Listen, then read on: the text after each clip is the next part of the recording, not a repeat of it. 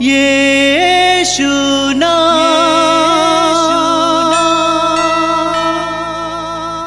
यीशु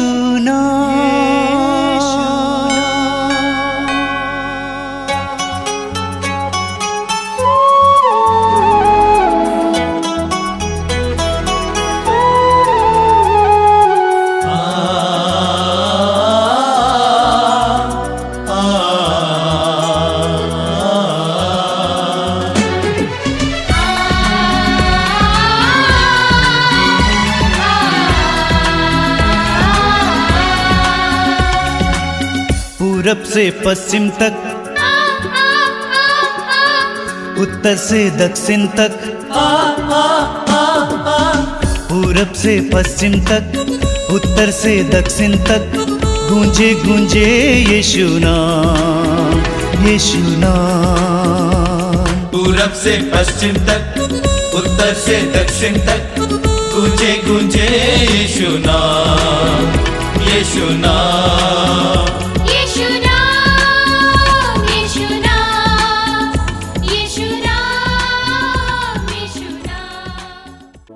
सबको जय यीशु।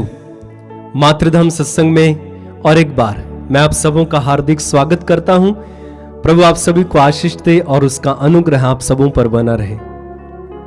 मेरे भाई मेरी बहन, पूरी बाइबल हमें बताती है कि ईश्वर हमसे प्यार करते हैं और ईश्वर प्रेम है। उनका स्वभाव ही प्रेम है। वह हम में से हर एक को प्यार करते हैं, चाहे आप कहीं से भी जुड़े हैं, आप कोई भी हैं, कैसे भी हैं, हमारे पापों के बावजूद, हमारी कमियों के बावजूद, हमारी कमजोरियों के बावजूद, उसकी आज्ञाओं को तोड़ने के बावजूद भी ईश्वर हमसे प्यार करते हैं और उसका प्यार हमारे लिए कभी भी कम नहीं होता है। ईश्वर हमारे पाप से घृणा करते हैं, हमसे नहीं। वह हमारी बुराइयों से घृणा करते हैं, नफरत करते हैं, हमसे नहीं। हमारा ईश्वर प्रेमी ईश्वर है और इसलिए पूरी बाइबल में आप पढ़ेंगे, बाइबल के हर पन्ने पर ईश्वर के प्रेम का वर्णन है और यीशु मसीह में उसका प्रेम परिपूर्णता तक पहुंचता है। बाइबल कहती है रोमियो के पत्र में, हम पापी ही थे जब मसीह हमारे लिए मर गए, और इस प्रकार ईश्वर ने हमारे प्रति अपने प्रेम का प्रमाण दिया है। पहले उसने हमसे प्यार किया है और अपने इकलौते पुत्र को इस दुनिया में हमारे लिए भेज दिया, ताकि उस पुत्र के द्वारा हमारे पापों का प्रायश्चित हो और हम पाप से मुक्त हो जाएं, उद्धार को पाएं, जीवन को पाएं। आज जब हम उसके पुत्र यीशु में विश्वास करते हुए अपने पापों को अंगीकार करते हैं, मान लेते हैं, तो उसके पुत्र यीशु का लहू हमें हर पाप से शुद्ध करता है और हमें ईश्वर की संतान बना देता है। कितनी अच्छी बात है। हम धन्यवाद दें प्रभु यीशु के लिए, पिता ईश्वर को, जिन्होंने अपनी कुर्बानी के द्वारा हमें पापों से मुक्त किया और हमारे लिए स्वर्ग का द्वार खोल दिया। आइए हम उसी पिता ईश्वर की स्तुति करें, महिमा करें और आराधना करें और मेरे पीछे दोहराएंगे हालेलुया, हालेलुया, हालेलुया, हालेलुया। बड़ी खुशी और आनंद के साथ हालेलुया, हालेलुया, हालेलुया। हालेलुया। पिता की स्तुति हो, पिता की स्तुति हो, पिता की आराधना हो, पिता की आराधना हो, यीशु की स्तुति हो, यीशु की स्तुति हो, यीशु की आराधना हो, यीशु की आराधना हो, पवित्र आत्मा की स्तुति हो, पवित्र आत्मा की स्तुति पवित्र हो, आत्मा को धन्यवाद, पवित्र आत्मा को धन्यवाद। Hallelujah, hallelujah, hallelujah, hallelujah, hallelujah. Hallelujah. हे अब्बा, हे अब्बा, हे पिता, हे पिता, हम धन्यवाद देते हम हैं धन्यवाद देते हैं हमसे प्यार करने के लिए। हमसे प्यार करने के लिए। हम पापी हैं, हम पापी हैं, कमजोर हैं, कमजोर हैं, दुर्बल हैं, दुर्बल हैं। हमने तेरी आज्ञाओं को तोड़ा है। हमने तेरी आज्ञाओं को तोड़ा है। इन सब के बावजूद इन सब के बावजूद तो हमसे प्यार करता वो है, हमसे प्यार करता तो है। हमसे प्यार करता वो है। हमसे प्यार करता हम है। तुझे धन्यवाद देते हम हैं, तुझे धन्यवाद देते तेरी हैं। आराधना करते तेरी हैं। आराधना करते हैं। Hallelujah, hallelujah, hallelujah, hallelujah, hallelujah, hallelujah, hallelujah, hallelujah, hallelujah. Hallelujah. धन्यवाद देते हैं धन्यवाद देते हैं तेरे पुत्र यीशु के लिए, तेरे पुत्र यीशु के लिए, उनकी कुर्बानी के लिए, उनकी कुर्बानी के लिए, उनके रक्त के लिए, उनके रक्त के लिए, उनके बलिदान के लिए। उनके बलिदान के लिए। धन्यवाद पिता, धन्यवाद पिता, धन्यवाद यीशु, धन्यवाद यीशु, धन्यवाद पवित्र आत्मा। धन्यवाद पवित्र आत्मा। तेरी आराधना हो। तेरी आराधना। Hallelujah, hallelujah, hallelujah, hallelujah, hallelujah. Hallelujah. स्तुति हो, स्तुति हो, आराधना हो, आराधना हो, महिमा हो, महिमा हो। Hallelujah, hallelujah, hallelujah, hallelujah, hallelujah, hallelujah, hallelujah, hallelujah, hallelujah. Hallelujah. तारीफ, तारीफ, महिमा, महिमा, आराधना, आराधना, सम्मान, सम्मान, प्रज्ञा, प्रज्ञा, महिमा, महिमा, सब कुछ, सब कुछ, सारा आदर सारा आदर यीशु को मिले। यीशु को मिले। Hallelujah, hallelujah, hallelujah, hallelujah, hallelujah. Hallelujah. अपने हाथों को पूरा ऊपर उठाइए और इस समय अपने अपने शब्दों में प्रभु की स्तुति और आराधना करते जाएंगे। Hallelujah, hallelujah, hallelujah, hallelujah, hallelujah, hallelujah, hallelujah, hallelujah, hallelujah, hallelujah, hallelujah, hallelujah, hallelujah, hallelujah, hallelujah, hallelujah, हालाबा से किंदेरे बेले बेरे बे। Hallelujah, hallelujah, hallelujah, hallelujah, hallelujah, hallelujah, hallelujah. आइए भाई बहनों, हम एक सुंदर गीत गाएंगे। यीशु मुझे प्यार करता, यीशु तुझे प्यार करता, सबसे है प्यार करता। आज खुशियां मनाओ लोगों। हम सबके साथ मिलकर इस गीत को दोहराएंगे और प्रभु की महिमा करेंगे।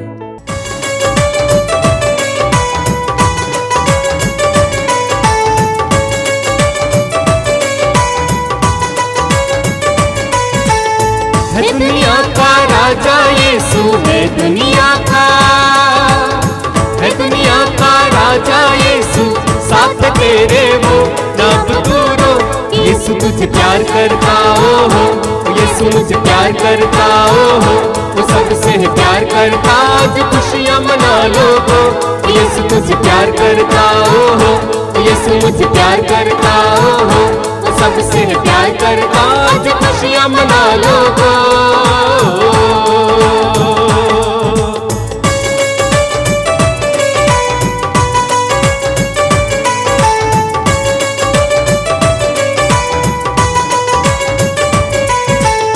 अपनी जासूली पे देखे अपनी जान, अपनी जासूली पे देखे प्यार किया सबको रब दूरो। यीशु तुझे प्यार करता हो, यीशु मुझे प्यार करता हो, वो सबसे है प्यार करता। आज खुशियां मना लोगो, यीशु तुझे प्यार करता हो, यीशु मुझे प्यार करता हो, वो सबसे है प्यार करता। आज खुशियां मना लोगो।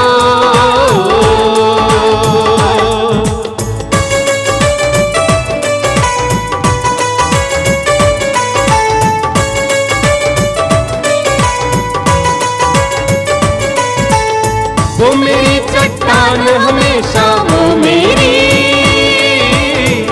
मेरी चट्टान हमेशा, ये सहारा वो रब दूरो।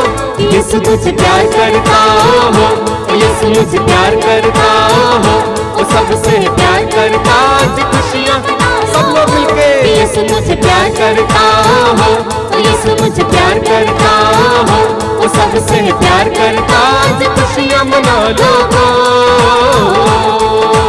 ताली बजा के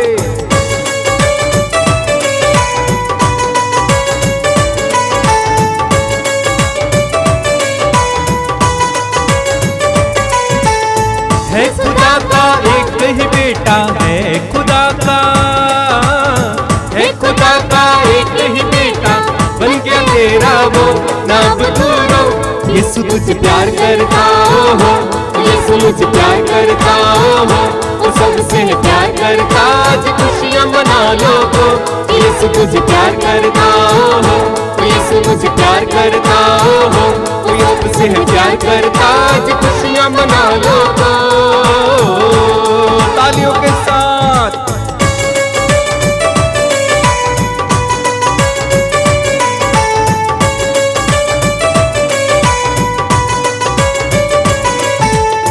अब तो सारी दुनिया में बस, अब तो सारी दुनिया में बस यीशु यीशु हो रब दूरो। यीशु तुझे प्यार करता हो, यीशु मुझे प्यार करता हो, वो सबसे है प्यार करता। आज खुशियां मना लोगो, यीशु तुझे प्यार करता हो, यीशु मुझे प्यार करता हो, वो सबसे है प्यार करता। आज खुशियां मना लोगो। यीशु तुझे प्यार करता, यीशु तुझे प्यार करता हो, यीशु मुझे प्यार करता हो, वो सबसे करता, आज खुशियाँ मना लो तो।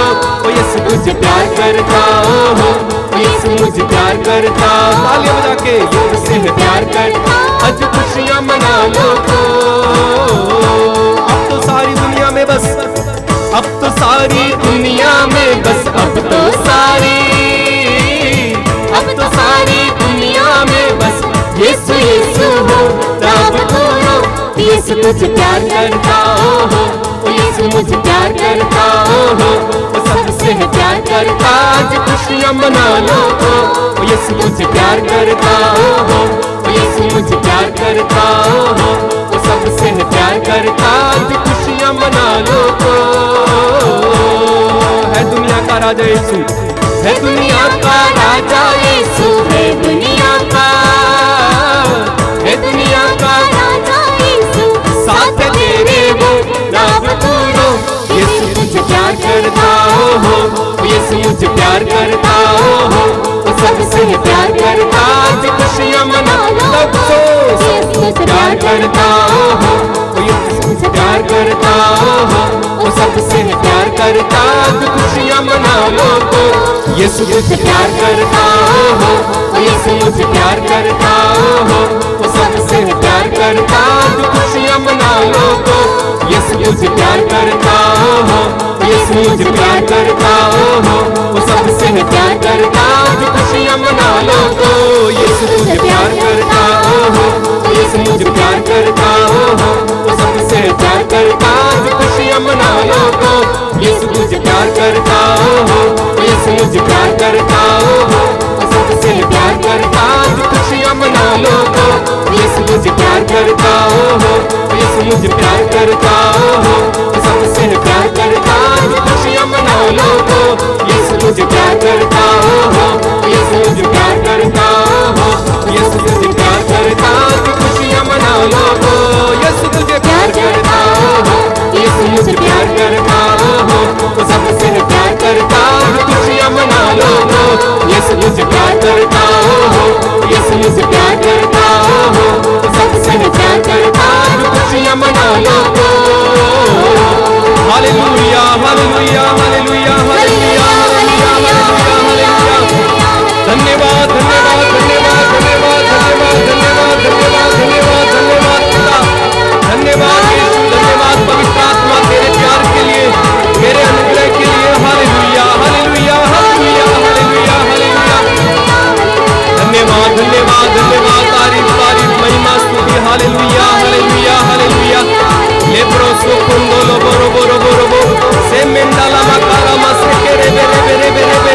Hallelujah hallelujah hallelujah hallelujah hallelujah. शाटा तेरे में कोलमा पारा से के रे बेंडाला मखारी अल्लाह। Hallelujah hallelujah hallelujah hallelujah hallelujah hallelujah hallelujah hallelujah hallelujah hallelujah hallelujah hallelujah hallelujah hallelujah hallelujah hallelujah. आइए हम प्रार्थना करें। अपने मन और हृदय को एकाग्र कीजिए। इस पवित्र सभा में भाग लेने के लिए अपने आप को तैयार कीजिए। पवित्र आत्मा के अधीन हो जाइए। आपको प्रेम करने वाले, आपका ख्याल करने वाले, आपकी परिस्थितियों के बारे में जानने वाले उस महान प्रेमी प्रभु का स्मरण कीजिए।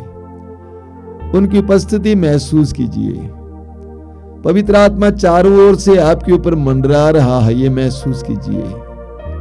अपनी सारी व्यस्तताओं को दूर रखिए, सारे कामकाज को दूर रखिए।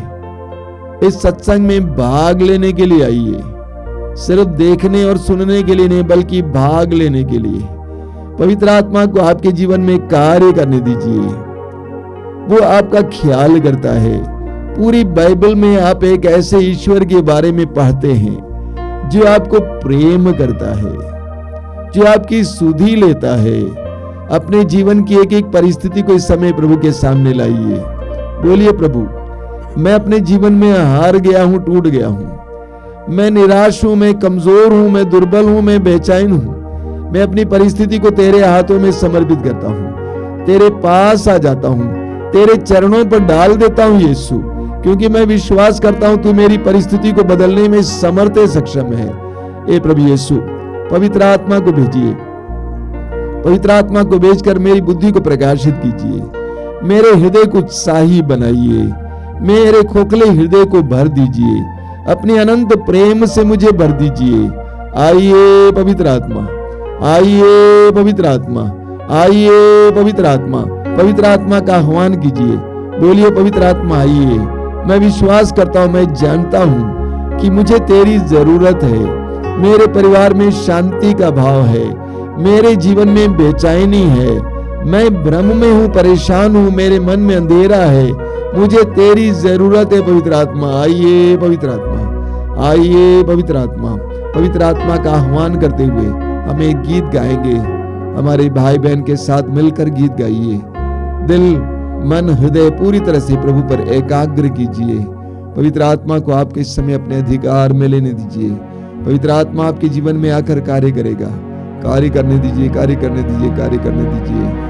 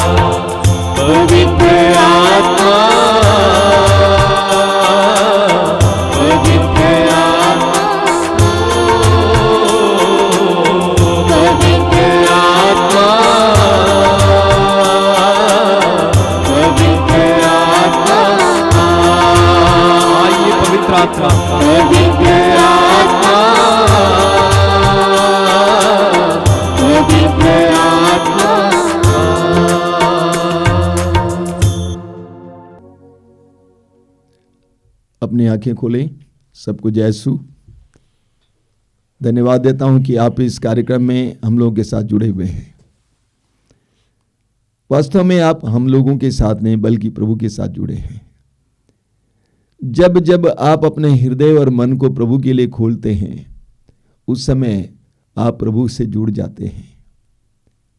इस सत्संग के लिए प्रभु को धन्यवाद दीजिए। मैं प्रभु को धन्यवाद देता हूं। बहुत सारे भाई बहनों के सत्संग के दौरान कई प्रकार के रोगों से चंगाई मिलती है, कई प्रकार की बाधाओं से छुटकारा मिलता है।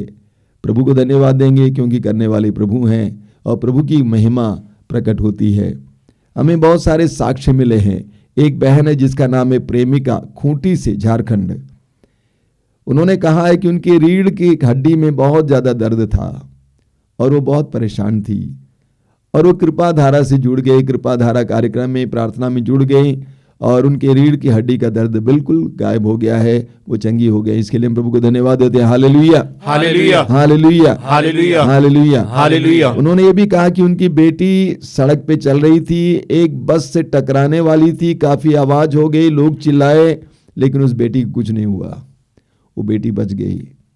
इस बहन का कहना है कि रोज वे रोज की रोटी देखती हैं सुबह और अपने परिवार को प्रभु को समर्पित करती हैं, इसीलिए प्रभु ने उनकी बेटी को बचाया है, इसीलिए वो प्रभु को धन्यवाद देना चाहती है। बोलिए हालेलुया, हालेलुया, हालेलुया, हालेलुया। हमारे प्रार्थना दल के सदस्यों को ये संदेश मिला है कि बहुत सारे भाई बहन गंदे रिश्तों से और नशे से छुटकारा पाए हैं इन सारे कार्यक्रमों के जरिए। इसके लिए हम प्रभु को धन्यवाद देते हैं। Hallelujah, hallelujah, hallelujah, hallelujah, hallelujah, hallelujah. एक बहन जिसका नाम है मीरा स्टीफन, उनके पति के पैर बहुत ज्यादा कांपते थे और उनको बताया गया, प्रार्थना दल के लोगों ने उनसे कहा कि आप 9 बार रक्त अभिषेक प्रार्थना को विश्वास के साथ में भाग लीजिए, आपके पति को चंगाई मिलेगी। और उन्होंने ऐसा ही किया। 7वें बार से ही उनको चंगाई मिलना शुरू हो गया और 9वें बार में वो पूरी तरह से चंगे हैं। बोलिए हालेलुया, हालेलुया, हालेलुया, हालेलुया। एक बहन है जिसका नाम है सुचिता बारा, भुवनेश्वर की रहने वाली है। उन्होंने कहा कि उनको और उनके पति को दोनों को कोविड पॉजिटिव हो गया था, टेस्ट हुआ था, कोविड पॉजिटिव निकला था, लेकिन बीते महीने के यानी जनवरी इसी महीने के 16 तारीख के सत्संग में आराधना के दौरान उन्होंने अपना हाथ परम प्रसाद का उस तस्वीर पर रखा, प्रार्थना की और उसी वक्त उनका टेम्परेचर डाउन हो गया, उनका बुखार मिट गया, वो पूरी तरह से स्वस्थ है। बोलिए hallelujah, hallelujah, hallelujah, hallelujah, hallelujah, hallelujah. Chennai से एक बहन संदेश दे रही है। उनका कहना है कि उनको बहुत बुरा लग रहा था कि कई दिन से चर्च से बाहर हैं, कार्यक्रम नहीं मिल रहा है, वे साधना में नहीं जा पा रहे हैं। उस समय उन्होंने हमारे ऑनलाइन कार्यक्रम के बारे में सुना, उस समय से वो जुड़ी हुई हैं। उन्होंने कहा है कि मैं बता नहीं सकता हूं कि मेरे जीवन में, मेरे परिवार के जीवन में प्रभु ने कितनी कृपाएं दी हैं। उनकी मम्मी के बगल में गांठ था, प्रभु ने उसको चंगा किया, और उस बहन के कमर में कई दिनों से दर्द था और प्रभु ने उसको चंगा किया। उसके पति के काम में बाधाएं आती थी, लेकिन प्रभु ने उसको दूर किया। उसने ये भी कहा कि मेरी जिंदगी बदल गई है इन कार्यक्रमों के जरिए। इसके लिए हम प्रभु को धन्यवाद देते हैं। बोलिए hallelujah, hallelujah, hallelujah, hallelujah, hallelujah, hallelujah. Balrampur के अल्पना कुजूर, उनके बाएं कमर के नीचे पैर तक कई साल से दर्द होता था और उनके बाएं स्तन में भी रुक रुक कर दर्द होता था। और वे हमारे कार्यक्रम को अटेंड करती हैं और उनको पूरी तरह से चंगाई मिली है। बोलिए हालेलुया, हालेलुया, हालेलुया, हालेलुया। उन्होंने ये भी कहा कि उनकी दीदी को मानसिक रोग हो गया था। एक बार सत्संग के दौरान ही घोषणा हुई थी कि एक मानसिक रोगी को प्रभु चंगा कर रहे हैं। उस दिन उनकी दीदी भी चंगी हो गई है। बोलिए hallelujah, hallelujah, hallelujah, hallelujah, hallelujah, hallelujah, hallelujah. Hallelujah. Ranchi से, झारखंड रांची से लिली मनोरमा खेस, उनके भैया और भाभी एक दूसरे से 2 साल से अलग थे और वह उनके लिए बहुत ज़्यादा चिंतित थी और उनके भाई ने आत्महत्या करने को भी सोचा था। हमारे कार्यक्रमों से जुड़ गए और वे अच्छे हो गए और दोनों भैया भाभी दोनों मिल गए हैं, अच्छे से शांति से रह रहे हैं। इसके लिए प्रभु को धन्यवाद देते हैं। बोलिए hallelujah, hallelujah, hallelujah, hallelujah, hallelujah, hallelujah. Lakshmi Kanaujia, उनके परिवार में सबको खुजली का रोग हो गया था, सबको खुजली होती थी। वे हमारे कार्यक्रमों को अटेंड करने लगे, उसमें भाग लेने लगे। आज वे पूरी तरह से स्वस्थ हैं। बोलिए hallelujah, hallelujah, hallelujah, hallelujah, hallelujah. Hallelujah. Nagpur से बेंजामिन डेविड ने कहा है कि उनके मित्र हैं जिसका नाम है शैलेश नगरिया, उनके रीढ़ की हड्डी में समस्या थी और इसीलिए वे बिना लाठी के सहारे नहीं चल पाते थे। एक बार सत्संग के दौरान ये घोषित हुआ था कि ऐसे एक व्यक्ति को प्रभु चंगा कर रहे हैं, उसके बाद वे पूरी तरह से स्वस्थ हैं, आराम से चलते फिरते हैं। बोलिए hallelujah, hallelujah, hallelujah, hallelujah, hallelujah, hallelujah, hallelujah, hallelujah, hallelujah, hallelujah. Delhi से मार्गरेट जॉन, उनके मुंह में समस्या थी, मिर्चा और अन्य चीजें नहीं खा पाती थी, बड़ा मुश्किल होता था। 9 महीने से ऐसे पीड़ित थी। एक बार सत्संग के दौरान ये घोषणा हुई कि एक व्यक्ति को उनके मुंह के रोग से चंगाई मिल रही है, वो पूरी तरह से ठीक हो गई, आज वो नॉर्मल है। बोलिए hallelujah, hallelujah, hallelujah, hallelujah, hallelujah. Hallelujah. Anima Lakra Jalpaiguri की चर्म रोग से पीड़ित थी, कोढ़ से पीड़ित थी 12 साल से, और उन्होंने दवाई की, दवाई का जो कोर्स पूरा किया, लेकिन उनके शरीर में जो घाव होते थे वो सूखते नहीं थे, और वो प्रार्थना में जुड़ गई और वो आज पूरी तरह से ठीक हैं, चंगी हो गए हैं, सूख गए सारे घाव। इसके लिए प्रभु को धन्यवाद देते हैं। बोलिए हालेलुया, हालेलुया, हालेलुया, हालेलुया। बोलिए हालेलुया, हालेलुया। इन सारे वरदानों के लिए और भी सैकड़ों लोगों के साक्षी के लिए हम प्रभु को धन्यवाद देते हैं। Hallelujah, hallelujah, hallelujah, hallelujah, hallelujah, hallelujah, hallelujah. Hallelujah. मेरे प्रिय भाई और बहनों, आप में से कुछ लोगों ने अनुरोध किया कि जो प्रसंग बताया जाता है, जो रेफरेंस दिया जाता है बाइबल से, उसको अंग्रेजी में बोले। मैं इसके लिए कई बार प्रयास कर चुका हूं, लेकिन जैसे जैसे अगुवाई होती है मैं भूल जाता हूं। इसीलिए मैं उसका अंग्रेजी तर्जुमा नहीं बता पाता हूं, ये नहीं बता पाता हूं किस ग्रंथ से है। इसलिए मैंने सोचा कि अभी थोड़ा समय निकाल कर ये बताऊं किस ग्रंथ का नाम क्या है। उत्पत्ति ग्रंथ का अंग्रेजी में है जेनेसिस, निर्गमन ग्रंथ का अंग्रेजी में एक्सोडस, लेवी ग्रंथ का अंग्रेजी में लेविटिकस, गणना ग्रंथ का अंग्रेजी में नंबर्स, विधि विवरण ग्रंथ का अंग्रेजी है ड्यूट्रॉनमी, और इतिहास ग्रंथ का अंग्रेजी है क्रॉनिकल्स, प्रवक्ता ग्रंथ का अंग्रेजी है सिराक, प्रज्ञा ग्रंथ का अंग्रेजी है विजडम, बुक ऑफ विजडम, सूक्ति ग्रंथ का अंग्रेजी है प्रोवर्ब्स, प्रकाशना ग्रंथ का अंग्रेजी है रेवलेशन। बाकी सब मैं सोचता हूं कि आप आसानी से समझ पाएंगे, तो इसको लिख लीजिएगा ताकि आप जब भी वचन सुनेंगे आपको पता चलेगा किस ग्रंथ से है। बोलिए hallelujah, hallelujah, hallelujah, hallelujah, hallelujah. Hallelujah. मैं एक परिवार को जानता हूं, एक मसीही परिवार है, पति पत्नी करीब 45 साल के, कोई संतति नहीं है, निसंतान है। पहले संतान के लिए उन्होंने परिश्रम किया, प्रार्थना की, दवाइयां की, कोई लाभ नहीं हुआ।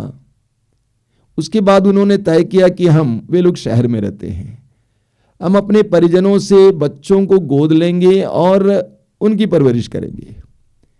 इस प्रकार उन्होंने 5-6 बच्चों को एक तरह से गोद लिया, उनको शहर में बुलवाया, उनको पढ़ाया लिखाया, परवरिश की। आज कोई नर्सिंग कर रही है, आज कोई ग्रेजुएशन कर रहा है। इस तरह उनका परिवार बहुत बड़ा हो गया। निसंतान की अवस्था से उनके अंदर जो पीड़ा थी वो पीड़ा हट गई, उनको संतानों का सुख मिला, इतने बच्चों का भविष्य बन गया। कितना सुंदर उदाहरण है, एक सच्चे मसीही का उदाहरण। इस दुनिया में इतने सारे निसंतान पति पत्नी हैं, अगर वे भी इस तरह सोचते, अगर उनके पास संसाधन है, पैसा है, यहां पर दोनों पति पत्नी दोनों काम कर रहे हैं और उनके पास बहुत पैसा भी है, उसको सही मायने में इस्तेमाल करते, सदुपयोग करते, कितनी जिंदगियां बन जाती। एक बहुत सुंदर उदाहरण है, आदर्श है। दूसरी तरफ मैंने एक और व्यक्ति से कुछ दिन पहले बात की, पति पत्नी दोनों काम कर रहे हैं, मसीही हैं, अच्छी कमाई होती है, उनकी एक ही संतान है, एक ही बेटा है, और उस एक बेटे के पीछे वे सारी जिंदगी खर्च कर रहे हैं, दिन भर व्यस्त रहते हैं, उनके पास कलीसिया के काम के लिए कोई समय नहीं है, समाज सेवा के लिए कोई समय नहीं है। प्रतिदिन की प्रार्थना तो होती है, कुछ गरीब बच्चों का ट्यूशन लेते हैं, उससे भी वे पैसा इकट्ठा करते हैं। किसके लिए? एक पुत्र के लिए, एक बेटे के लिए। उन दोनों की जिंदगी एक बेटे के लिए बिताई जा रही है। उनके जीवन का मकसद कितना छोटा है, उनकी जिंदगी का मकसद कितना छोटा है, उनकी दुनिया कितनी छोटी है, और मान लीजिए उस बच्चे को कुछ हो जाए तो कभी कभी हम बहुत ज्यादा ही स्वार्थी हो जाते हैं। हमारे माँ बाप के बहुत से बच्चे थे। मेरे माँ बाप के 10 बच्चे थे, उनमें से एक तो मर गया बचपन में ही और अभी 9 बच्चे जिंदे हैं। इन 9 बच्चों में से कोई समाज सेवी बनता है, कोई इंजीनियर बनता है, कोई दूसरों की सेवा करने वाला बनता है। इस तरह हमारे माँ बाप अपने बच्चों को समाज सेवा के लिए और कलीसिया की सेवा के लिए परवरिश कर रहे थे। बच्चों के द्वारा कलीसिया का काम होगा। आजकल क्या हो गया है, पहले ये नारा चला, छोटा परिवार सुखी परिवार। ठीक है भैया, अच्छा है, ज्यादा बड़ा परिवार नहीं होना, अच्छा है, ठीक है, छोटा परिवार सुखी परिवार। उसके बाद आया हम दो हमारे दो, अभी आया हुआ है हम एक हमारा एक, और उस एक बच्चे पर सब कुछ खर्च किया जा रहा है। सारी मेहनत उस एक बच्चे के लिए, सारा धन उस बच्चे के लिए बटोरा जा रहा है, खर्च किया जा रहा है। सारा समय उस एक बच्चे के लिए खर्च किया जा रहा है। सारी ऊर्जा उस एक बच्चे के लिए खर्च की जा रही है। अगर प्रार्थना भी करते हैं, वो प्रार्थना भी उस एक बच्चे के लिए। और बड़े दुर्भाग्य की बात है कि उस बच्चे का परवरिश कैसी होती है, उस बच्चे को क्या दिया जाता है। मसीही और विश्वासी होने के बावजूद जो संसार देता वही देता है। जो संसार देता है, सांसारिक रूप से उस बच्चे का पालन पोषण होता है, परवरिश होती है। मलाकी के ग्रंथ के अध्याय 2 के वाक्य 15 में हम पढ़ते हैं, वचन में लिखा हुआ है कि ईश्वर पति पत्नी से क्या चाहता है? धर्मी संतति। ईश्वर पति पत्नी से धर्मी संतति चाहता है। प्रवक्ता ग्रंथ के अध्याय 16 में हम पढ़ेंगे, बच्चों की बहुत सारी संख्या, उसमें सम्मान नहीं पाना, उसमें घमंड नहीं करना। अगर कोई बच्चा धर्मी नहीं है, उससे बेहतर निसंतान मरना अच्छा है। तो प्रभु ईश्वर चाहता है कि धर्मी संतति हम परवरिश करें। प्रभु यीशु के सामने एक बार एक नारी ने कहा, प्रभु यीशु की बातों को सुनने के बाद, उनके कार्यों को देखने के बाद उसने कहा, धन्य है वो गर्भ जिसने आपको धारण किया और धन्य है वे स्तन जिससे आपने पिया है। एक मां के जीवन की सफलता उसके पुत्र में है, उसकी पुत्री में है। उसके पुत्र के अंदर, उसकी पुत्री के द्वारा क्या होता है? इसके द्वारा एक मां की जिंदगी सफल होती है या विफल होती है, सवाल ही खड़ा होता है। जो इस तरह एक बच्चे का परवरिश होती है, उसके लिए सब कुछ खर्च किया जाता है। उस बच्चे को अगर संसार ही दिया है और कुछ नहीं दिया है, वो बच्चा संसार के लिए, समाज के लिए, कलीसिया के लिए क्या करेगा? वो क्या कर सकता है? हमें यूहन्ना के सुसमाचार की अध्याय 15 वाक्य 16 में पढ़ने को मिलता है। प्रभु यीशु कहते हैं, तुमने मुझे नहीं चुना बल्कि मैंने तुम्हें चुना है और नियुक्त किया है जिससे तुम जाकर फल उत्पन्न करो और तुम्हारा फल बना रहे। प्रभु यीशु कहते हैं, मैंने तुम्हें चुना है। अक्सर हम मसीही लोग, हम विश्वासी लोग अपनी बुलाहट को नहीं समझते हैं। हमारे मसीही बुलाहट के बारे में हमें जानना जरूरी है। मसीहत एक बुलाहट है, कान खोलकर सुनिएगा प्लीज। मसीहत एक बुलाहट है। हम अन्य धर्मावलंबियों की तरह नहीं हैं। उनका अपना धर्म है, धर्म का ग्रंथ है, धर्म के कर्म है। हम ऐसे नहीं हैं। प्रभु यीशु कहते हैं कि मैंने तुम्हें चुना है। हर मसीही यीशु के द्वारा चुना गया है। हमारी एक बुलाहट है, एक बुलाहट है ये। हम चुने जाते हैं। हम अन्य लोगों की तरह नहीं हैं। हम पढ़ेंगे एफेसियों के पत्र के अध्याय 1 वाक्य 4 में संत पौलुस कहते हैं, सृष्टि के प्रारंभ से पहले ही ईश्वर ने यीशु मसीह में हमें चुना है।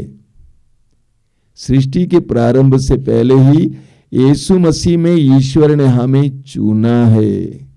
चुनना समझते हैं ना? चुनने का मतलब क्या है? कईयों में एक। योहन के सुसमाचार के अध्याय 16 वाक्य 15 और 16 में प्रभु कहते हैं कि मैंने तुम्हें संसार से अलग किया है, चुना है। एक विश्वासी को इस सत्य को जानना जरूरी है कि मेरी बुलाहट है। I am not simply A Christian, मैं बुलाया गया हूं, मैं चुना गया हूं, मैं नियुक्त किया गया हूं। मैं अन्य धर्मावलंबियों की तरह नहीं हूं, मैं यीशु के द्वारा नियुक्त किया गया व्यक्ति हूं। क्या के लिए? फल उत्पन्न करने के लिए। फल उत्पन्न करने के लिए बुलाया गया हूं। मैं विशेष रूप से फल उत्पन्न करने के लिए बुलाया गया हूं। कैसा फल उत्पन्न करने के लिए? ईश्वर के राज्य के लिए फल उत्पन्न करने के लिए। इस बात को समझ लेना, प्रभु ने दुनिया में हम लोगों को चुना है ताकि हम ईश्वर के राज्य के लिए फल उत्पन्न करेंगे। पेतरुस और अंद्रयास सुसमाचार में हम पढ़ते हैं कि मछली पकड़ रहे थे, जाल डाल रहे थे। प्रभु यीशु ने आकर कहा कि मेरे पीछे चले आओ, मैं तुम्हें मनुष्यों का मछुआ बनाऊंगा, मैं तुम्हें मनुष्यों का मछुआ बनाऊंगा, ईश्वर के राज्य के लिए काम करने के लिए सिखाऊंगा। योहन के सुसमाचार के अध्याय 15 वाक्य 8, वहां पे प्रभु यीशु कहते हैं मेरे पिता की महिमा इसमें प्रकट होगी कि तुम बहुत फल उत्पन्न करो और मेरे शिष्य बने रहो। ईश्वर की महिमा इससे प्रकट होगी, मेरे पिता की महिमा इससे प्रकट होगी कि तुम बहुत फल उत्पन्न करो। हम विश्वासी लोग बहुत फल उत्पन्न करने के लिए बुलाए गए हैं, थोड़े से नहीं। मान लीजिए आपने पपीता लगाया, पपाया लगाया, पानी दिए, खाद दिए, अंत में पपीता का पेड़ एक पपीता देता है। कैसा लगे आपको? एक पपीता देता है। प्रभु यीशु ने कहा मैंने तुम्हें नियुक्त किया जिससे तुम बहुत फल उत्पन्न करो। लूकास के सुसमाचार के अध्याय 13 वाक्य 6 से 9 में प्रभु यीशु एक सुंदर दृष्टांत सुनाते हैं, छोटा दृष्टांत। प्रभु कहते हैं कि व्यक्ति ने अपने दाखबारी के बीचों बीच एक अंजीर का पेड़ रोपा। जब वो पेड़ बड़ा हो गया था, उस पर फल ढूंढकर वो मालिक आता है, लेकिन 3 साल लगातार आए, एक भी फल नहीं मिला। अपने मालिक को बुलाया, कहा कि इसको काट डालो, इसको खड़ाने की क्या योग्यता है, इसको तो कट जाना चाहिए क्योंकि ये फल नहीं देता है। इसी तरह मत्ती के सुसमाचार के अध्याय 21 में पढ़ेंगे वाक्य 18 और 19 में प्रभु यीशु बेथानिया से यरूशलेम आ रहे थे। बड़े सुबह का समय था, उनको भूख लगी और उन्होंने देखा कि सड़क के किनारे एक अंजीर का पेड़ खड़ा हुआ था और उन्होंने उस पर फल ढूंढा, लेकिन पत्ते के सिवा और कुछ नहीं मिला, एक भी फल नहीं मिला। इसीलिए प्रभु ने क्या कहा? प्रभु ने कहा कि तुम कभी फल उत्पन्न नहीं करोगे, वो सूख गया। हमारे साथ भी प्रभु कभी कभी ऐसे ही कर सकते हैं। प्रभु यीशु ने हमें चुना है, हर विश्वासी को चुना है। इस सत्य को हमारे मन में घुसना चाहिए, क्योंकि हर विश्वासी, विशेष करके मसीही लोग सोचते हैं हमारा काम है, हम मसीही हैं, यीशु मसीह पर विश्वास करते हैं, संडे मिसा में जाते हैं, सर्विस में जाते हैं, सुबह प्रार्थना करते हैं, शाम को प्रार्थना करते हैं, काफी नहीं है। हमें इस सत्य को जानना। प्रभु ने कहा कि मैंने तुम्हें चुना है एक विशेष कार्य के लिए, इस संसार में ईश्वर के राज्य के लिए फल उत्पन्न करने के लिए आप और मैं चुने हुए हैं। आजकल के जमाने में लोग सोचते हैं हमारी दुनिया बहुत बड़ी है। हमारे माता पिताओं को अमेरिका के बारे में, अन्य देशों के बारे में जानकारी नहीं थी। आज नेट में सब कुछ प्राप्त है, तो लोग सोचते हैं हमारी दुनिया बहुत बड़ी हो गई है। ईमानदारी से बताइए, क्या वास्तव में हमारी दुनिया बड़ी हो गई है कि छोटी हो गई है? ईमानदारी से बताइए कि हमारी दुनिया बड़ी हो गई या छोटी हो गई है? पैसा आ जाता है, संपन्न हो जाता हूं, तो क्या करते हैं हम लोग? अच्छा सा बंगला बनाते हैं, घर बनाते हैं, उसके बाद दीवार बनाते हैं, गेट बनाते हैं। मेरे एक भाई हैं, दूर का रिश्तेदार, वो पहले छोटे घर में रहता था, उसका बेटा विदेश गया, पैसा कमाया और सुंदर सा बंगला बनवाया। उसके बाद उसने चारों ओर दीवार बनाई और एक सुंदर सा गेट भी लगा दिया और ऊपर से वहां लटका हुआ है एक बोर्ड, कुत्तों से सावधान। बहुत ही मजेदार बात है। पहले समाज के लिए स्थान था, लोग उसके घर पे आया करते थे, अब जब पैसा आ गया, वो अपने आप को पर्याप्त महसूस करता है, संतुष्ट महसूस करता है, मुझे किसी की आवश्यकता नहीं है। और लोगों को रोकने के लिए सुंदर सा गेट बनाया, ऊपर से उनको रोकने के लिए कुत्ते को खड़ा कर दिया, कुत्तों से सावधान। जब मैं उसके अंदर गया, मजाक में मैंने उनसे पूछा कि भाई इस घर में कितने कुत्ते हैं? यही तो होता है, हम लोगों को अपने जीवन में आने नहीं देना चाहते हैं। 3 साल पहले केरला में एक बहुत बड़ा प्रलय आया था, बहुत सारे जिले पानी में था, बहुत बड़ा प्रलय। आपने देखा होगा, अखबार में पढ़ा होगा, तस्वीरें देखी होंगी। लोगों को अपने अपने घर छोड़कर शिविरों में जाना पड़ा। बड़े से बड़े बंगले में रहने वाले और छोटे से छोटी झोपड़ी में रहने वाले एक साथ एक शिविर में एक 2 सप्ताह बिताए। और उनके बचाव में आया कौन? सेना तो है, लेकिन सेना से बढ़कर मछुए, सैकड़ों की संख्या में मछुए जो समुद्र की लहरों से लड़ते हैं, अपनी जान की परवाह किए बिना इन लोगों को बचाए। उस अनुभव के द्वारा प्रभु ने वहां पर लोगों को जीवन का मर्म समझाया, इंसानियत की सबक सिखाई। अभी पिछले साल कोरोना महामारी के दौरान एक तरफ कोरोना ने मनुष्य को नंगा कर दिया, उसके प्रेम को खोखला घोषित किया। कई लोग मौत के डर से कोरोना से पीड़ित अपने बंधुओं के पास नहीं गए, यहां तक कि उनको मिट्टी देने नहीं गए। लेकिन दूसरी तरफ हम देखते हैं सैकड़ों नर्सेज, डॉक्टर्स, स्वास्थ्य कर्मी और सफाई के कर्मी और एम्बुलेंस ड्राइवर्स अपनी जान की परवाह किए बिना, अपने परिवार का ख्याल किए बिना कोरोना के रोगियों की सेवा में लग गए। उनमें से बहुत सारे लोग मर भी गए। ऐसी घटनाओं के द्वारा प्रभु हमसे क्या कहना चाहते हैं? ऐसी घटनाओं के द्वारा प्रभु हमसे कहना चाहते हैं कि तुम अकेले नहीं जी सकते, तुम्हें दूसरों की जरूरत है, और उसी तरह दूसरों को भी तुम्हारी जरूरत है। प्रभु ने हमें सिखाया है कि तुम्हें दूसरों की जरूरत है और दूसरों को भी तुम्हारी जरूरत है। उत्पत्ति ग्रंथ के अध्याय 1 में प्रभु कहते हैं, प्रभु का वचन कहता है, मनुष्य को अकेले रहना अच्छा नहीं है। मनुष्य को अकेले रहना अच्छा नहीं है। मनुष्य को ईश्वर ने सामाजिक प्राणी बनाया है। इन घटनाओं के द्वारा प्रभु इस बात का हमें एहसास कराते हैं कि तुम एक सामाजिक प्राणी हो, तुम अकेले नहीं जी सकते।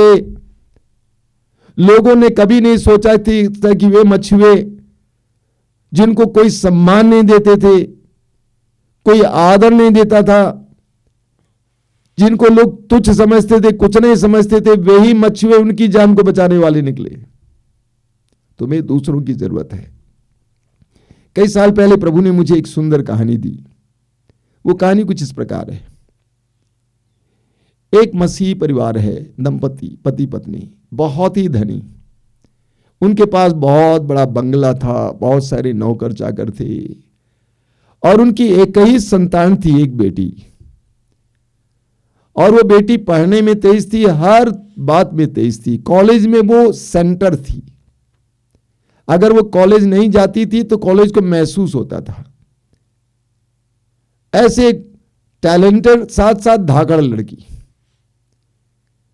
एक दिन उस लड़की के हाथ में एक किताब आई जिसमें मठवासी जीवन के बारे में, विशेष करके उन मठवासियों के बारे में जो कभी मठ से बाहर नहीं निकलते, उन सिस्टर्स के बारे में किताब थी। उस किताब को पढ़ते पढ़ते गहराई में उतर गई। उसका स्वभाव बदलता गया, उसका व्यवहार बदलता गया, वो ज्यादा शालीन होती गई। लोग समझ नहीं पा रहे थे। उसके माँ बाप ने सोचा कि ये मानसिक रोगी हो रही है। जो चिल्लाती थी, बहुत ज्यादा हंसती थी, अब बहुत नाजुक शांत स्वभाव की हो गई। अंत में उसने अपनी माँ से कहा कि मैं भी एक मठवासी जीवन जीना चाहती हूँ।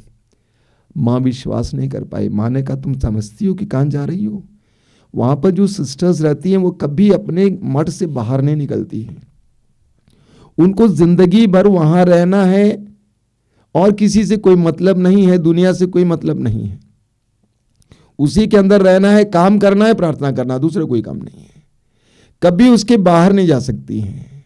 लेकिन वो लड़की मानने को तैयार नहीं थी। अंत में उसके पिता के पास ये बात पहुंची।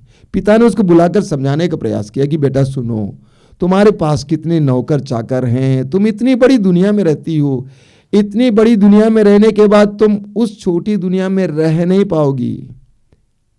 कुछ भी हो, लड़की जाती है, बड़े दुख के साथ रोते हुए माँ बाप अपनी बेटी को वहां पे भर्ती कराते हैं। बाद में वो सिस्टर बनती हैं, पत्र लिखती हैं अपने मम्मी पापा के नाम, और उसमें उसने क्या लिखा, पापा जी आपको याद है आपने मुझसे कहा कि तुम इतनी बड़ी दुनिया में रहती हो, कैसे इतनी छोटी दुनिया में रह पाओगी, लेकिन यहां पर आने के बाद, सारे संसार के लिए प्रार्थना करने के बाद प्रतिदिन काम करती हूं, मिट्टी में काम करती हूं, पौधों को रोपती हूं, पानी देती हूं, खाद डालती हूं। यहां आने के बाद मुझे इस बात का एहसास हुआ कि हम लोग कितनी छोटी दुनिया में थे। अब मेरी दुनिया बहुत बड़ी हो गई है, मुझे एहसास हुआ कि हम लोग कितनी छोटी दुनिया में थे। ये पत्र उसके मम्मी पापा को झकझोर देता है। रात को जाग जाग कर उसका पापा इसको पढ़ता है। एक दिन वो अपनी पत्नी से कहता है, देख हमारी बेटी ने कितनी बड़ी सच्चाई हमें सिखाई है, वास्तव में हमारी दुनिया कितनी छोटी है, तुम, मैं, हमारा बंगला, हमारा बैंक अकाउंट, हमारी गाड़ी, हमारी दुनिया कितनी छोटी है। धीरे धीरे वे दोनों मिलकर अपनी दुनिया को बड़ा करने लगते हैं, लोगों को अपने बंगला में आकर्षित करते हैं, लोगों के पास जाने लगते हैं। इतने में उन्होंने महसूस किया कि हमारे अंदर एक अजीब आनंद आ गया है। तब तक उनके अंदर आनंद नहीं था, उनको मजा मिलता था, लेकिन इस तरह समाज के लिए अपने हृदय को खोलने के बाद उनको सच्चा आनंद मिलने लगता है। They start enjoying life. वे लोगों को जीवन देने लगे, लोगों को आनंद देने लगे। इस प्रकार उनके अंदर आनंद बढ़ने लगता है। मेरे प्रिय भाई और बहनों, एक मसीही कभी सेल्फ सेंटर्ड यानी अपने लिए नहीं जी सकता है, और जो अपने लिए जीता है वो यीशु के शिष्य नहीं हो सकता है। उस यीशु का शिष्य नहीं हो सकता जिसने अपने आप को पूरी तरह से हमारे लिए अर्पित किया। यूहन्ना अध्याय 15 वाक्य 13 में प्रभु यीशु कहते हैं, इससे बड़ा कोई प्रेम नहीं है कि एक मित्र अपने मित्रों के लिए अपने प्राण अर्पित कर दे। और प्रभु ने हमारे लिए यही किया, अपने आप को पूरी तरह से समर्पित किया। ऐसे में एक विश्वासी कभी भी अपने लिए नहीं जी सकता है, कभी नहीं जी सकता है। लूकास के सुसमाचार के अध्याय 16 में प्रभु यीशु एक सुंदर दृष्टांत सुनाते हैं। आपने बार बार पढ़ा है, एक धनी और गरीब का दृष्टांत। एक धनी व्यक्ति जो बहुत ही धनाढ्य था, बैंगनी वस्त्र पहनता था, खाता पीता था, दावत उड़ाया करता था, लेकिन उसके गेट के बाहर एक गरीब पड़ा रहता था, उसका नाम है लाजरुस। उसके शरीर में बहुत सारी चोटें थी, घाव से भरा हुआ था, और वो तरसता था कि काश मेरे मालिक के मेज पर से जूठन गिरता, उसको मैं खा जाता। दोनों मर जाते हैं। प्रभु यीशु इस दृष्टांत में बताते हैं कि वो गरीब लाजरुस मर गया, स्वर्गदूत उसे उठाकर इब्राहिम की गोद में बैठा दिया। दूसरा मर जाता है और गाड़ा जाता है, वो नरक चला जाता है और वो तड़पता है वहां पर। सवाल ही खड़ा होता है, उस धनी इंसान ने कौन सा अपराध किया कि वो नरक चला गया? उसने सोचा कि मैं अपनी कमाई का खा रहा हूं, मैंने चोरी थोड़ी की, मैंने डकैती नहीं की है, मैं बेईमानी नहीं किया हूं, मैं अपनी कमाई से खा रहा हूं। वो अपने में पर्याप्त था, संतुष्ट था, अपने में जी रहा था, अपने दोस्तों के साथ बांट रहा था।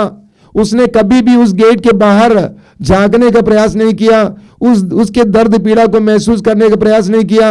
उसके अंदर हमदर्दी नहीं थी, संवेदना नहीं थी, इसलिए वो नरक चला गया। वचन में लिखा हो, प्रभु यीशु कहते हैं, सुसमाचार में प्रभु यीशु नरक के बारे में बहुत कम बोलते हैं, लेकिन यहां पर स्पष्ट शब्दों में बोलते हैं, आग में चला जाता है। देखिए, कई मसीह सोचते हैं कि हमने पाप नहीं किया है। अब बताइए, उस धनी ने कौन सा अपराध किया था? क्या पहले नियम के विरुद्ध, दूसरे, तीसरे, चौथे, पांचवें, किस नियम के विरुद्ध पाप किया था? हमें पाप के बारे में सही जानकारी होनी चाहिए। पाप करना और जो करना चाहिए वो नहीं करने से भी हम पाप करते हैं। उस धनी इंसान को उस गरीब की मदद करनी चाहिए थी, वो नहीं किया, ये भी पाप है। जो हमें करना चाहिए तो नहीं किया, वो भी पाप है। हमारी नजरों के सामने कोई दुखी पीड़ित है, उनकी मदद मैंने नहीं किया तो मैंने पाप किया, मैंने अपराध किया। क्योंकि मुझे जो करना चाहिए तो वो नहीं किया, तो मैंने अपराध किया है। मेरे प्रिय भाई और बहनों, हमें अपने संसार को बड़ा बनाना है। हमें अपने संसार को बड़ा बनाना। कभी कभी मैंने देखा कि कुछ लोग प्रार्थना करते हैं, प्रार्थना भी करते हैं अपने लिए, अपने बच्चों के लिए, अपने परिवार के लोगों के लिए, सिर्फ अपने लिए ही प्रार्थना करते हैं। तो हमारी आध्यात्मिकता भी कभी कभी अपने लिए हो सकता है। हमें सबके लिए प्रार्थना करनी है, सबको प्रभु के सामने लाना है, हमारे जीवन को ईश्वर केंद्रित बनाना है, हमारे जीवन को पर केंद्रित बनाना है। मार्कुस का सुसमाचार अध्याय 12, वहां पर एक शास्त्री अगर प्रभु से पूछते हैं वाक्य 29 में कि प्रभु सबसे बड़ा नियम क्या है, प्रभु यीशु कहते हैं सबसे बड़ा नियम यह है, तुम अपने प्रभु ईश्वर को सारी बुद्धि से, सारे हृदय से, सारी आत्मा से, सारी शक्ति से प्यार करो, और अगला है अपने पड़ोसी को अपने समान प्यार करो। अपने पड़ोसी को अपने समान प्यार करो। हमें भूलना नहीं चाहिए, प्रभु ने सिखाया है, अपने पड़ोसी को अपने समान प्यार करो। हमें मसीही जीवन के आधारभूत शिक्षाओं को जानना है।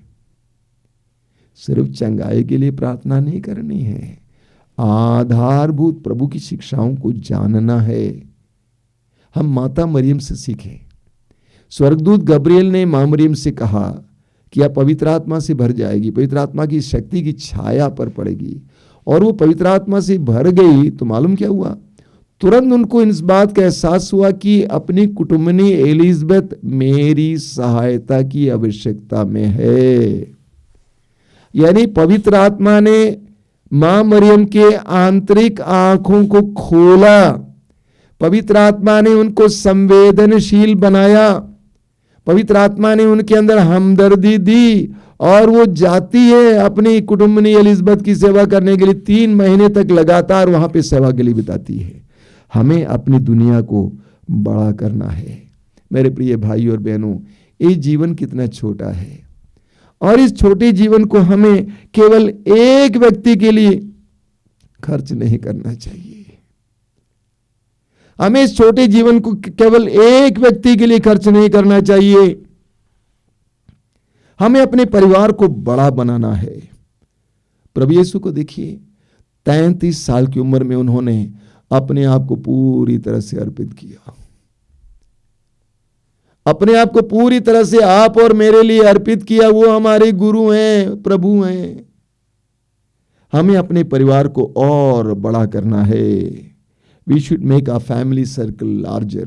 प्रभु यीशु कहते हैं मत्ती अध्याय 5 वाक्य 46 से 48 तक, यदि तुम उनको ही प्यार करते हो जो तुमको प्यार करते हैं तो कौन सी बड़ी बात हुई? अन्य लोग भी तो ये करते हैं। यदि तुम उनको ही नमस्कार करते हो जो तुमको नमस्कार करते हैं तो कौन सी बड़ी बात हुई? अन्य लोग भी तो करते हैं। तुम स्वर्गिक पिता की तरह पूर्ण बनना, स्वर्गिक पिता की तरह पूर्ण बनना। हमें दूसरों के लिए जीना सीखना होगा। आपने शायद स्वर्गीय डॉक्टर डीजीएस दिनकरन के बारे में सुना है। एक बहुत ही आध्यात्मिक व्यक्ति थे। संसार भर में लाखों करोड़ों लोगों को उन्होंने प्रभु यीशु मसीह का सुसमाचार सुनाया है। जब वे 70 साल के थे, उनसे उनके जीवन के बारे में पूछा गया। उन्होंने कहा, देखिए, मैं एक रोगी इंसान हूं, हालांकि मैं सेवा कार्य करता हूं, लेकिन मैं रोगी इंसान हूं, और मेरे बेटे के बच्चे हैं। अगर मैं चाहूं तो अपने आप को रिटायर करा सकता हूं। मैं कह सकता हूं कि अभी मैं विश्राम करूंगा क्योंकि मैं रोगी हूं, और उन बच्चों में समय बिताऊंगा। लेकिन उन्होंने कहा कि मैं ऐसा नहीं करूंगा, मैं ऐसा नहीं करूंगा। इस उम्र में भी मैं कम से कम 15 से 18 घंटे उस प्रभु के लिए काम करता हूं जिसने मेरे लिए अपने आप को अर्पित किया। उस प्रभु के लिए काम करता हूं जिसने मेरे लिए अपने आप को अर्पित किया। हमारे जीवन में जब तक जान है, जब तक सांस है, हमें ईश्वर के लिए और दूसरों के लिए जीना चाहिए। हमें मत्ती के सुसमाचार के अध्याय 20 में एक बहुत सुंदर दृष्टांत मिलता है। प्रभु यीशु ने एक सुंदर दृष्टांत सुनाया। एक व्यक्ति अपने दाखबारी में काम करने के लिए मजदूरों को बुलाने जाता है। सुबह जाता है, दोपहर को जाता है, 3 बजे जाता है, 4 बजे जाता है। लोगों से पूछते हैं कि तुम ऐसे क्यों खड़े हो, आओ काम करने के लिए। बुलाता है, सबको बराबर मजदूरी देता है। एक बहुत सुंदर दृष्टांत है। क्या बताना चाहता है प्रभु इसके द्वारा? ईश्वर के काम करने के, राज्य के लिए काम करने के लिए प्रभु आपको बुला रहे हैं। कोई समय नहीं हो सकता है, कोई समय होता नहीं है। कभी भी आप ईश्वर के राज्य के लिए काम करने जा सकते हैं। युवावस्था में, मध्यावस्था के अवसर पर, वृद्धावस्था में। मैंने ऐसे कई लोगों को देखा है जो अच्छे अच्छे काम करते थे, रिटायर हो गए हैं और अपनी वृद्धावस्था को किसी संस्था में बिताते हैं। वहां पर टेलीफोन अटेंडेंट के रूप में, दरवाजे पे लोगों की आवाज को, दो बातों को सुनने वालों के रूप में, अपने जीवन के अंतिम पल तक ईश्वर के राज्य के लिए काम करने के लिए। इस सुंदर दृष्टांत के द्वारा प्रभु हमसे कहते हैं कि ईश्वर के राज्य के लिए काम करने के लिए आ जाओ, मुझे तुम्हारी जरूरत है। और आज इस वचन के द्वारा मैं यही बताना चाहता हूं, हम दूसरों के लिए जीना सीखें। हम अपने लिए ना जिए, हम औरों के लिए जीना सीखें, क्योंकि प्रभु ने हमें यही करके दिखाया है और प्रभु ने हमें इसके लिए चुना है, ताकि हम प्रभु की तरह संसार के लिए जिए, लोगों के लिए जिए और इस संसार को स्वर्ग बनाने में प्रभु को साथ दे। आइए हम प्रार्थना करें।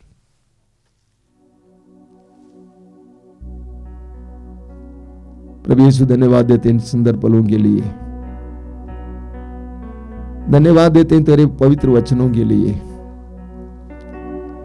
प्रभु, तूने हमें ललकारा है, आवाज दी है, हमें तेरी आवाज को सुनने के लिए कृपा दीजिए।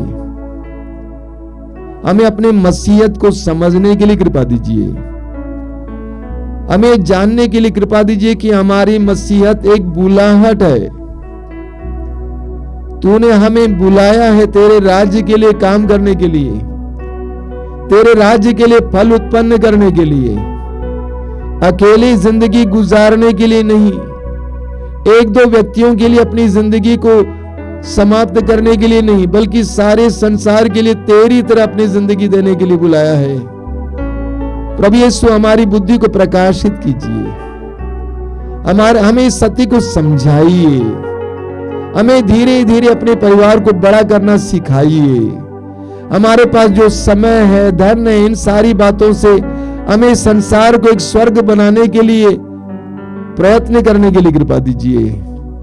प्रभु, तूने सारे संसार के उद्धार के लिए अपने आप को अर्पित किया, हमें भी संसार के उद्धार के लिए, संसार को स्वर्ग बनाने के लिए अपने आप को अर्पित करने की कृपा दीजिए। अपने जीवन के अंतिम सांस तक तेरे राज्य के लिए काम करने के लिए कृपा दीजिए। हम पर दया कीजिए, हमें इसके लिए कृपा देना यीशु। तेरी स्तुति, तेरी आराधना, तेरी महिमा।